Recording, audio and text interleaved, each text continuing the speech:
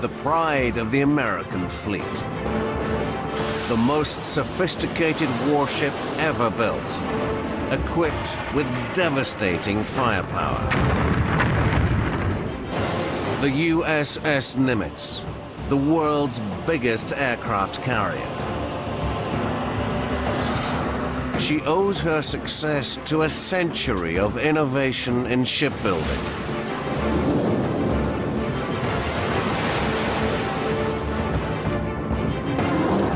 There have been 7 key stages in the development of aircraft carrier design, and 7 key carriers. At the heart of each vessel lies a major technological advance that allowed them to increase in size. One by one, traveling up the scale, we'll reveal the thinking behind each breakthrough. 7 ingenious leaps from big to bigger into the world's biggest.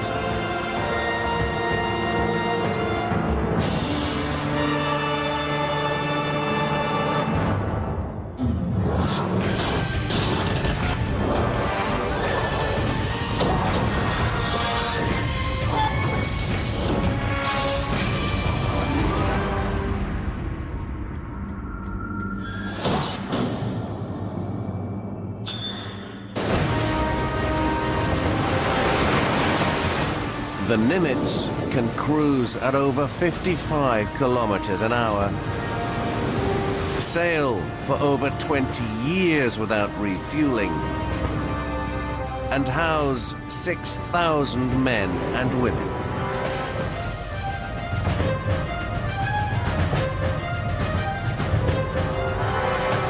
She can detect threats over 500 kilometers away and launch a supersonic fighter every 20 seconds to intercept them.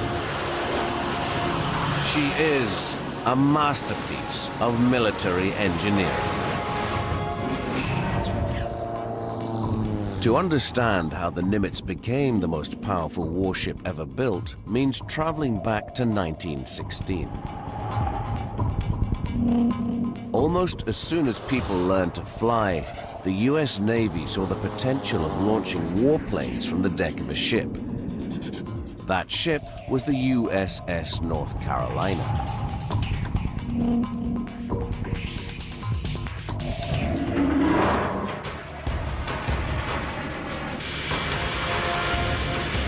Reaching takeoff speed requires a long runway.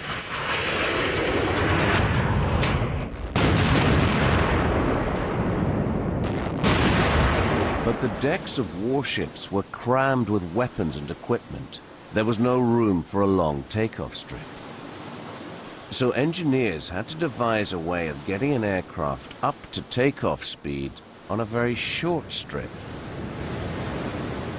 The fundamental problem is down to a basic law of physics. If you want to launch a large mass in a short space of time or distance, you've got to give it a lot of stored energy very rapidly. This is the basic kind of technology that's been known for thousands of years, the slingshot. I store the energy by stretching the elastic. I put my aircraft in it, store the energy, let go, and it flies wonderfully. But of course, this isn't a real aircraft with a real pilot. The challenges of making it work in the real world are much more significant. The solution came from the fathers of aviation, Wilbur and Orville Wright. In 1903, they made the first powered flight and went on to develop their own launcher, a catapult.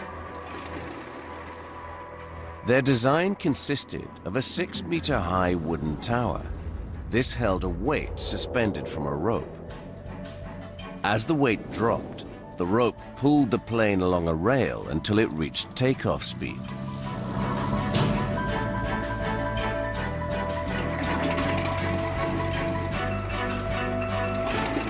The Wrights offered their launching system to the US Navy.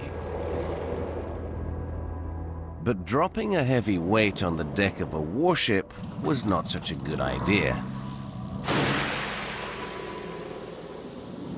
The Navy went back to the drawing board. So they came up with a better idea. Another form of stored energy on board was compressed air, installed in warships for things like launching torpedoes and so on. Compressed air can be released and give thrust. So in a simple way, we can use compressed air to release an aircraft from a warship. In 1916, the US military tried out the idea on the battle cruiser USS North Carolina. Engineers built a 30-meter steel track at the stern of the ship.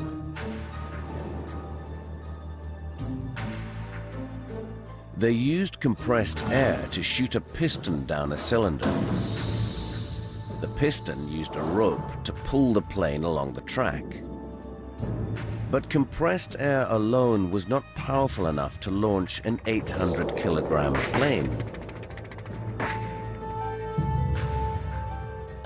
To speed it up, they fed the cable through a system of pulleys. These multiplied the force and increased the plane's speed sevenfold.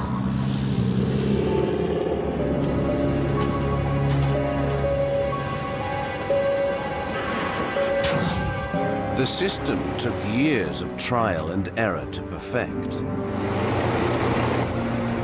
Before this invention, the might of a naval power had been measured by the size of its battleships.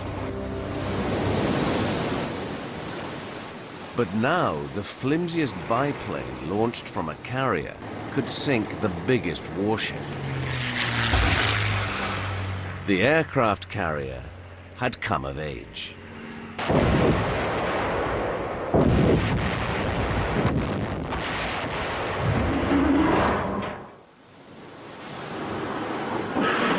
Today, catapults are at the working heart of the USS Nimitz. Without the catapults, we have no other means of getting the aircraft off to do their missions. It's basically just a giant slingshot. It's the task of the shooter to tune the catapult to launch aircraft of different sizes. As a shooter, my job is to take the weight of the aircraft and the wind that we actually have over the deck and use that to determine a setting that we put into our catapult system to shoot it off the front. Lieutenant Kozlowski adjusts her catapult to launch a series of F-18 fighters. Each catapult has enough muscle to throw a Land Rover a kilometer. The secret of its power lies hidden beneath the deck. Instead of complicated pulleys and wires, the Nimitz has a pair of cylinders slung below its runway. Inside these cylinders are pistons. The pistons connect to the plane through slots at the top of each cylinder. They fill the cylinders with pressurized steam, which shoots the pistons and the plane forward.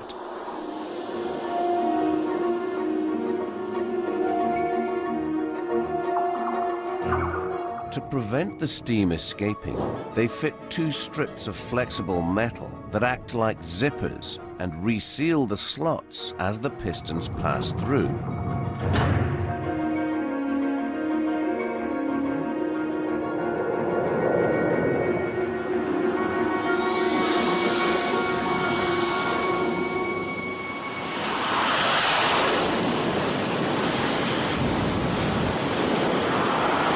They'll salute us before we send them off the bow, telling us that they're ready to go. And then we'll hit the fire button.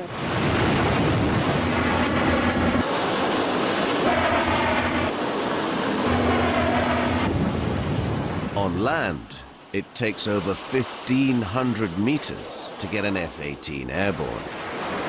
But the steam catapult does it in less than 100.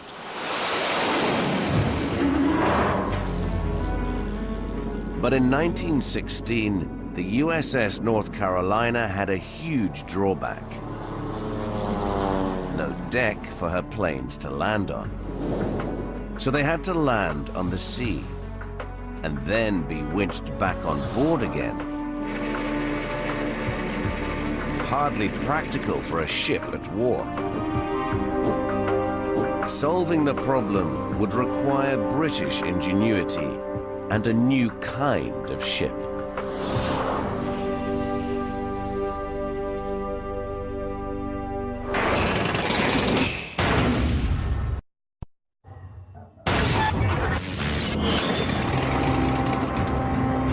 In August 1917, Royal Navy pilot Edwin Dunning attempted the first landing on a moving ship.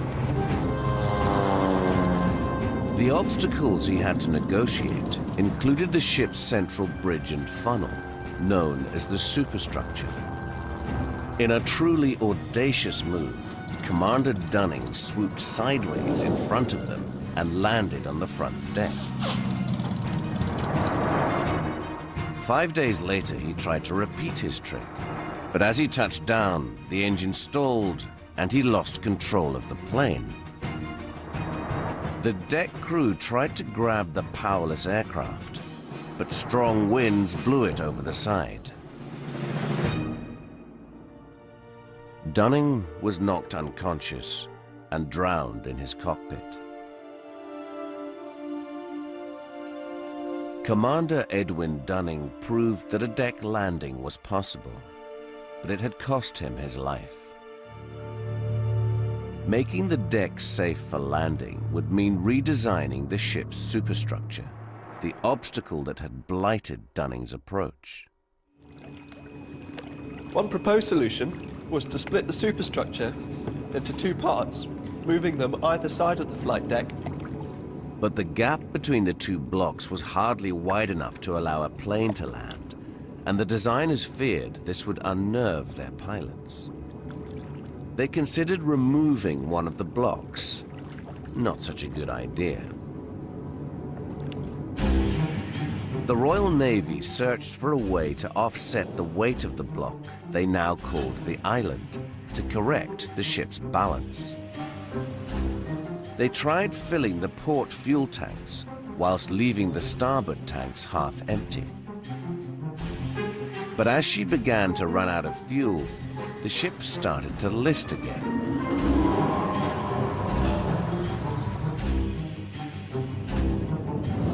Then they tried moving the entire hangar to port, leaving behind an empty space. But the crew soon filled the void with equipment, and the ship regained its starboard list. Finally, they decided to physically extend the hull outwards on the port side and shifted the heavy machinery to balance the boat. After 2 decades of trial and error, the Royal Navy now had a truly revolutionary design.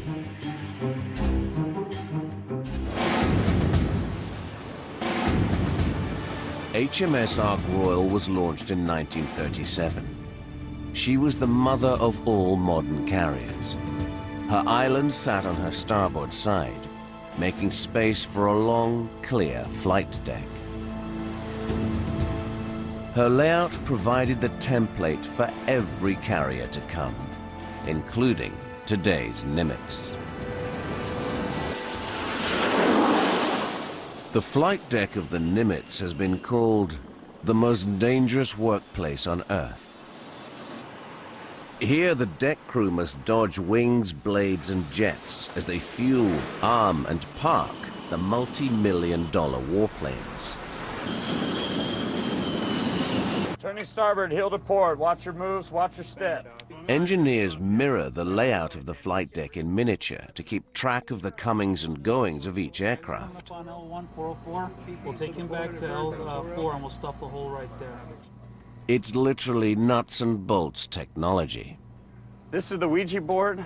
This is a miniature version of the flight deck, and these little plastic pieces that we have here keep track of aircraft that we actually have out on deck. Now these nuts and bolts, they represent different things. This means that it needs an aircraft that needs to be turned, its engine's turned, and then this one means it needs fuel. It helps us keep track of everything going out on the flight deck since it moves at such a fast pace out there. They're constantly updating this board. Got to get him out. I got to clean up L4. I've got to drop this guy down off into the hangar. And if you want, you can put 203 on the elevator. It really doesn't matter to me. This is always reliable. If we have a power outage, I could always rely on this being up and running. Hey, before you put something in L1, make sure it's got missiles on it, right? The Nimitz can operate more aircraft than any other carrier in the world. Up to 90 warplanes. In 1938, the biggest British carrier could only handle about 50 aircraft. American admirals wanted to double that number. But there wasn't enough room in their hangar to store the planes, even with their wings folded.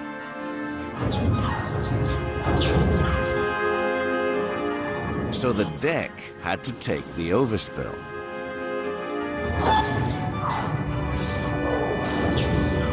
This was potentially disastrous if an aircraft misjudged its landing. To solve the problem, the US Navy had to look to the past for inspiration.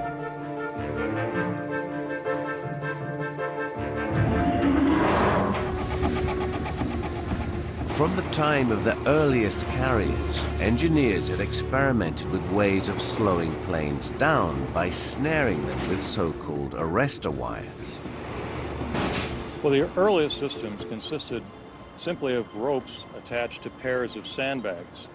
And the aircraft would come down and engage this rope, but of course one set of sandbags was not enough to stop a heavy aircraft. So as the aircraft proceeded down the flight deck, it had to engage successive pairs of sandbags until there was enough resistance to stop the airplane. This simple system, of course, was nowhere adequate for high-performance aircraft, so other more complex systems had to be developed. On the USS Hornet, they had to stop a heavy warplane landing at over 135 kilometers an hour in just 45 meters. This is how they did it. As a plane lands, a hook on its tail snares a wire and pulls it forward.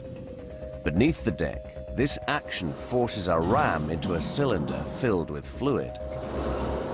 The plane's momentum is dampened as the fluid is squeezed up a tube and through an opening made ever smaller by a closing plunger.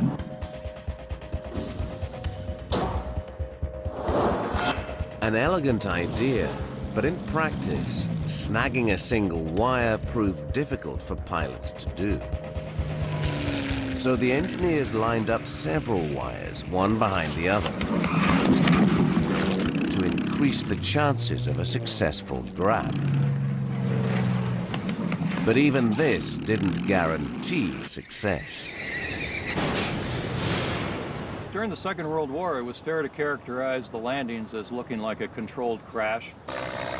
As the pilot approaches the back of the ship, he's going to fly his airplane into position just above the wires, and then he hopes that the airplane will drop right into the middle of those wires and pick up one of those 12 wires. If they didn't catch any of the wires, then they had 5 what they call Davis barriers that would engage the landing gear on the aircraft and stop it that way. Unfortunately, these Davis barriers normally would flip the airplane upside down, but it would definitely stop. Today, on the Nimitz, they use a similar arrestor wire system. But trapping the wire has become even more difficult. Jets hit the deck so fast that the pilot has precious little time to guide his plane onto the wire. It's so hard that pilots have to practice over 100 simulated landings before they're allowed to try the real thing. Now, landing on a carrier is a lot different than landing at a long airfield with 12,000 or even a 5,000 foot strip. This is what we call the dirty configuration. I've got my gear down, my flaps are full, my hook's down, ready to catch the wire. And there's no mistaking it. When you catch wire, it's a lot like a mild car crash. It throws you forward in the straps, and you definitely know that airplane's going to stop.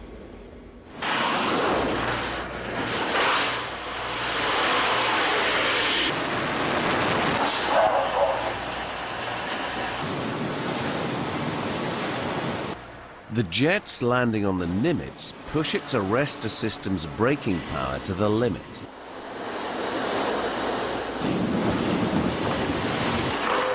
It has to bring an F-18 traveling at 225 kilometers an hour to a stop in just over 100 meters.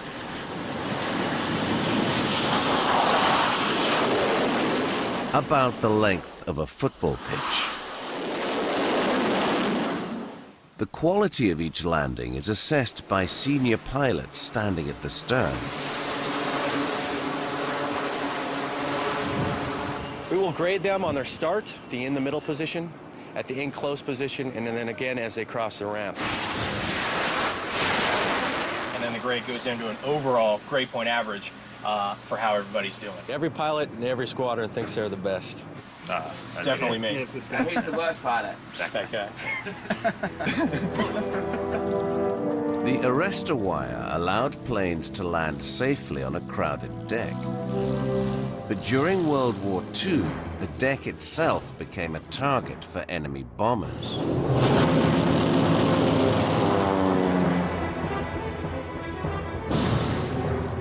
Protecting the ship from bombs would demand a total rethink, and was to double the size of the aircraft carrier.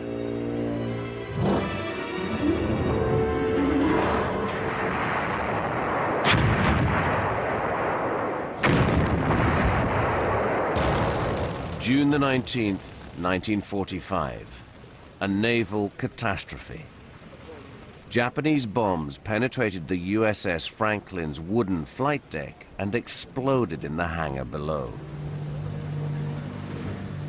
724 American sailors and airmen were killed.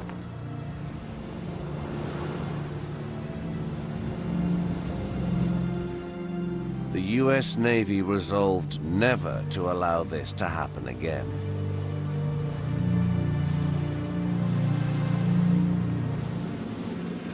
They decided to protect the crew by replacing the wooden flight deck with armored steel. But this caused huge problems for ship designers. When you replace a deck made out of wood with one made out of armored steel, your real issue is to do with adding top weight and making the vessel top heavy. This causes the vessel to reduce its stability, which makes it vulnerable to capsize in waves.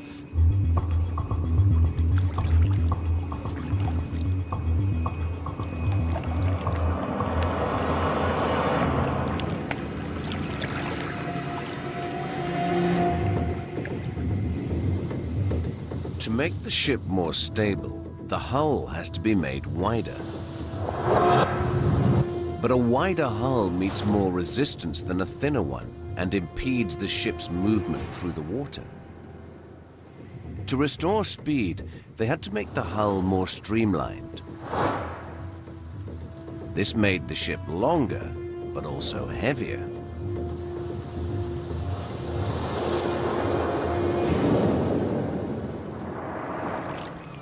The mighty USS Midway was the product of this thinking.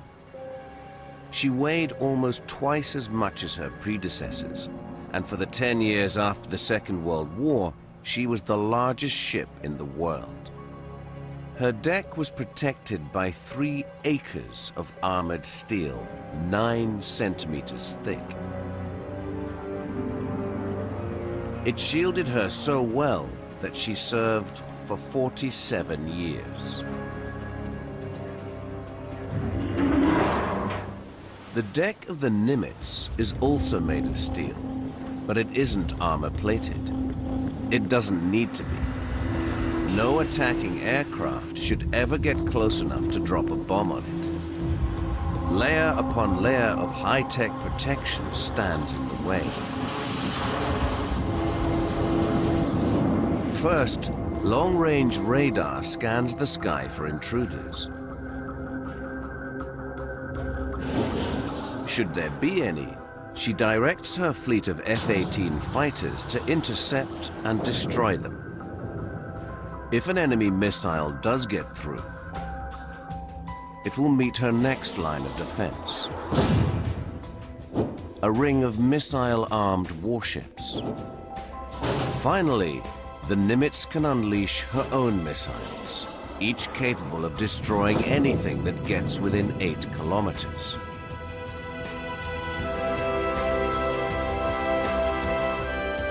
These defense systems are operated by the tactical team from a bunker deep within the Nimitz. Back in 1945, the Midway's armored deck protected her well enough against enemy bombs. But her aircraft were outdated. In the 1950s, Navy commanders wanted jets on their carriers. But jets flew too fast to land safely. It would take 10 years and one inspired Royal Navy pilot before the next breakthrough could be made.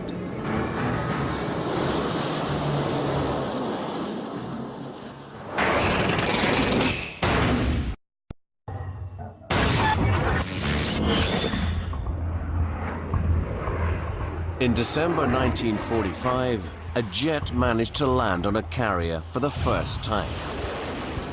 It was an extraordinary feat of flying by Eric Winkle Brown, the Royal Navy's top test pilot. But it was a one-off. That aircraft there is the aircraft that Winkle Brown landed in December 1945 and made carrier aviation with jet power fundamental to any modern navy. It also identified that there were a batch of new problems to be resolved. The main problem was that fast jets also had to land fast. This left their pilots less time to find the correct angle of approach. If they came in too steep, the aircraft would hit the deck too hard. But if their approach was too shallow, they risked clipping the stern of the ship. Engineers discovered the optimum angle of approach for a safe landing was 3 degrees. But it was almost impossible for a pilot to get this right every time.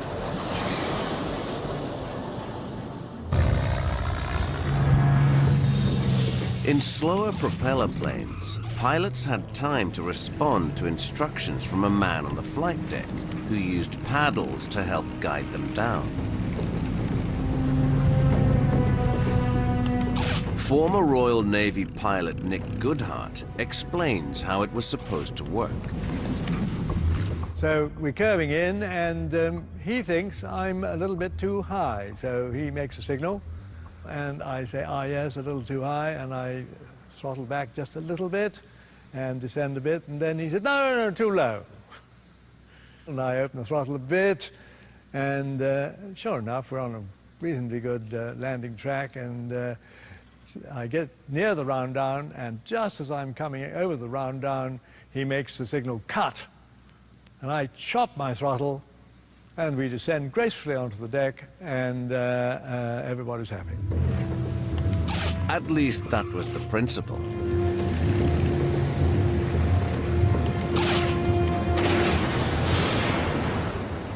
But Goodhart discovered it was a very dangerous procedure. In fact, we lost so many pilots that way that it exceeded by far the number who were killed by the enemy in the war. Appalled by such losses, Goodhart himself came up with a simple idea that enabled the pilot alone to find and follow the correct angle of descent. We've got this rig set up here, which was the rig that I used originally in my boss's office. I set up a mirror, which I had borrowed from his secretary, on the carrier deck there, and that mirror has a line across it made out of lipstick to mark its middle. And I also had a torch, which we got here. So we set the torch up on the carrier as well. And then we invited his secretary to come in, and I said to her, look, now your job is, as a pilot, is to see the reflection of the torch in the mirror and walk very slowly towards it, keeping the reflection on the line. By keeping the light level with the lipstick line, the secretary, like the pilot, would naturally follow the correct angle of descent. Translated onto a ship, this is what's happening. The torch is represented by 4 lights fixed to the deck. Beyond them is the mirror. A row of lamps represent the lipstick line. As the plane approaches, the beam from the deck lights reflects back to the pilot at an angle of 3 degrees. So if the pilot keeps this reflection in the center of the mirror, he will come down at the right angle. But it's not as simple as that. At sea, a ship pitching in the waves throws the beam about, sometimes with devastating results. To stabilize the beam, engineers fixed the mirror on a gyroscopic mount. Now a plane could safely follow the right line of descent, however rough the sea.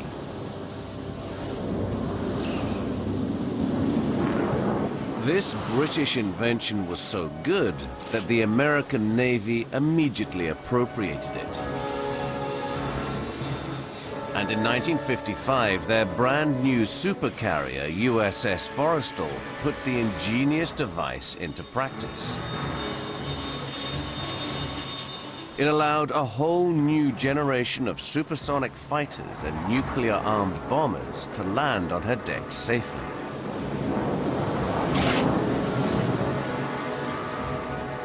Today on the Nimitz, they use an improved version of Admiral Goodhart's landing aid.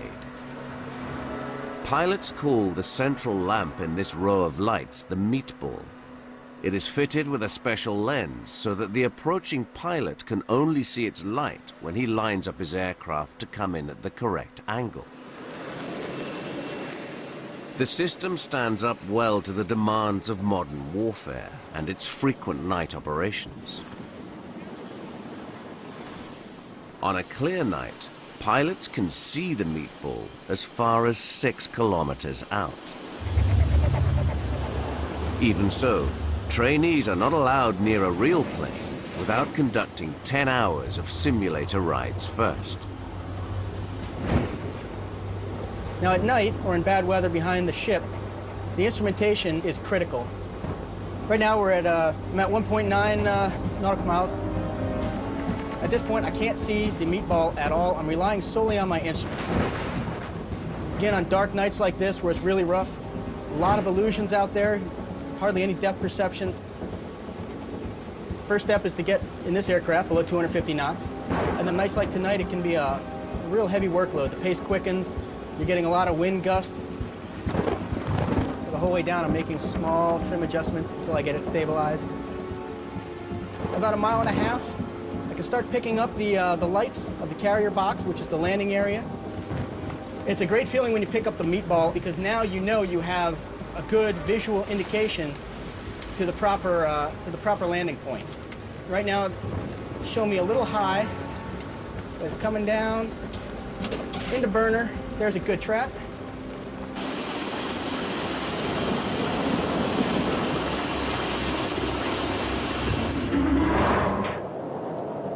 The mirror landing aid allowed the Forrestal to carry the world's fastest Navy bombers.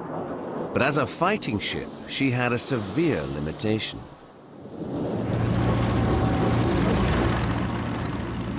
She would run out of fuel after only 3 days of action.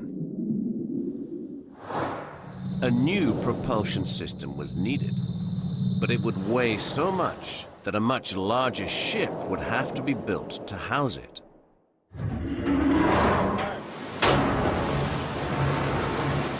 This is the start of a dangerous operation for any carrier, refueling at sea.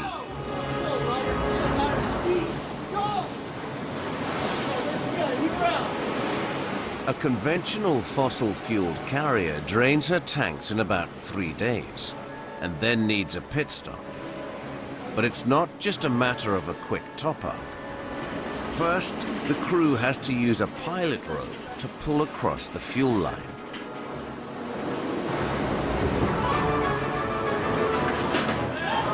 Then, once the line is connected, they transfer more than 2 million liters of fuel.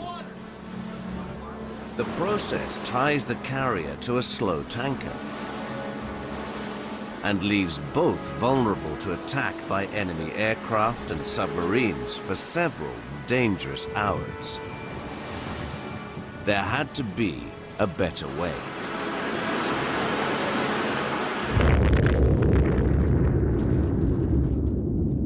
One solution: harness the colossal energy released by the splitting of an atom to produce nuclear power. Scientists discovered that firing particles at atoms of uranium loosens the bonds that hold their tiny components together. A chain reaction in a nuclear power plant in the bowels of the ship triggers a massive release of energy in the form of heat. This heat can then be used to generate steam.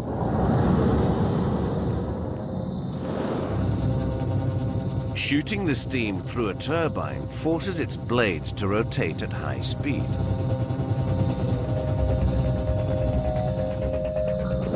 And transmitting this movement through a set of gears generates enough turning power to spin an enormous shaft attached to a propeller. 4 of these propellers together have the power to push 91,000 tons of metal through the water at 55 kilometers an hour. But nuclear power came at a price. To protect the ship's crew from deadly radiation, the engineers had to shield the reactor with hundreds of tons of lead. But a supercarrier needed 8 reactors. And in heavy seas, the extra weight in the middle of the hull could have caused the keel to buckle.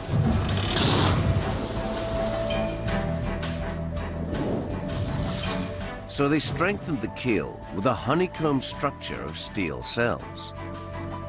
These took the weight of the reactors and led to the birth of the largest carrier the world had ever seen.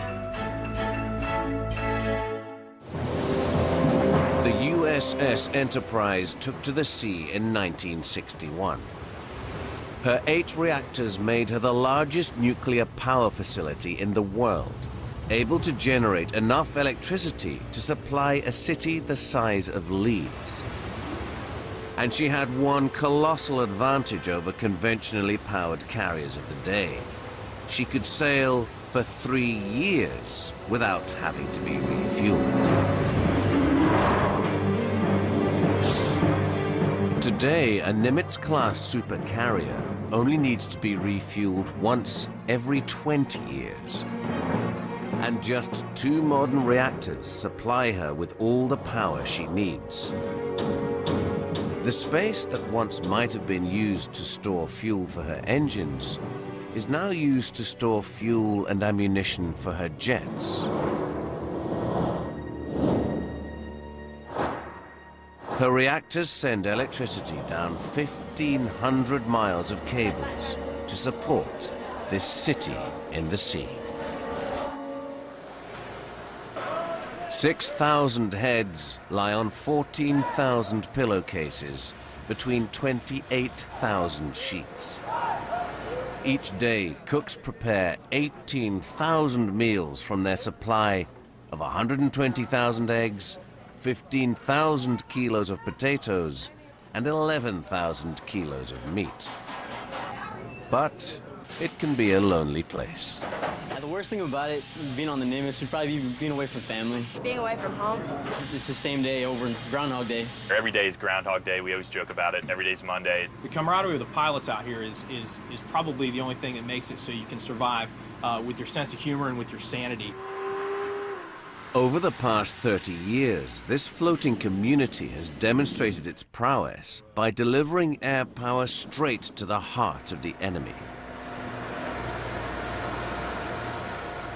The Nimitz was commissioned in 1975. She proved so successful that the US Navy would want 9 more like her. But it took a long 7 years before the first one was built and ready for service. And there was only one dry dock in the whole of America big enough to handle a Nimitz carrier. There had to be a quicker way of building the carriers of the future.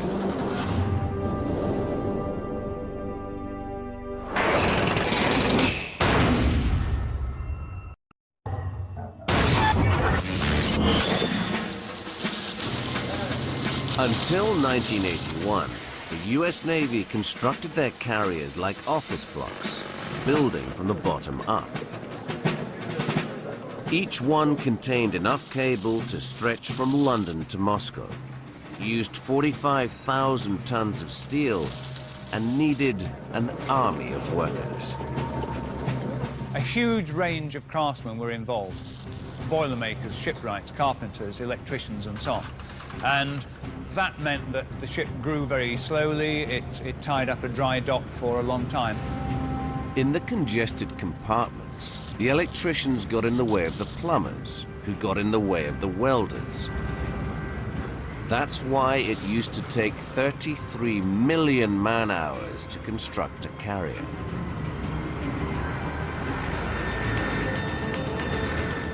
Today, they build Nimitz carriers on the dockside, section by section, and then weld the pieces together afterwards.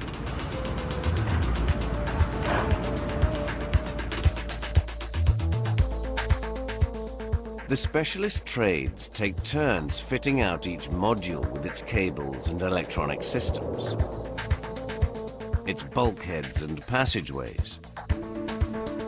And as they are no longer in each other's way, they build the ship much faster.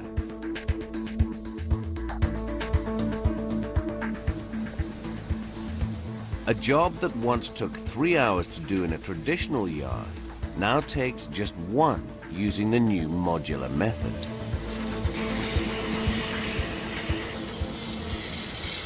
They're very, very large pieces that go together. The improvements in computer design, the ability to reduce the number of pieces that go together, it is going to be a heck of a lot more efficient.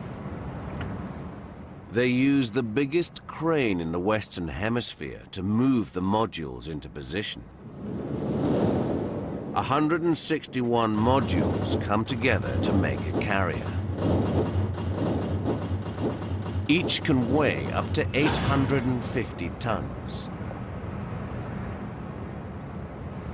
Moving the modules pushes the gantry crane close to its lifting capacity. On July the 8th, 2006, workers craned the final piece of the jigsaw into place. It is the carrier's mighty 700-ton nerve center.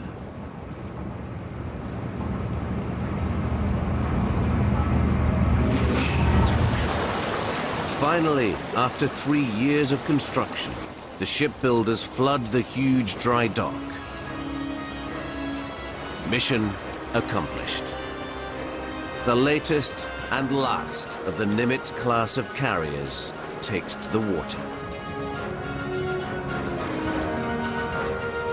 So far, the Nimitz carriers have given over 30 years of service. They remain unchallenged as the biggest and most advanced warships in the world. That is, until someone builds a bigger one.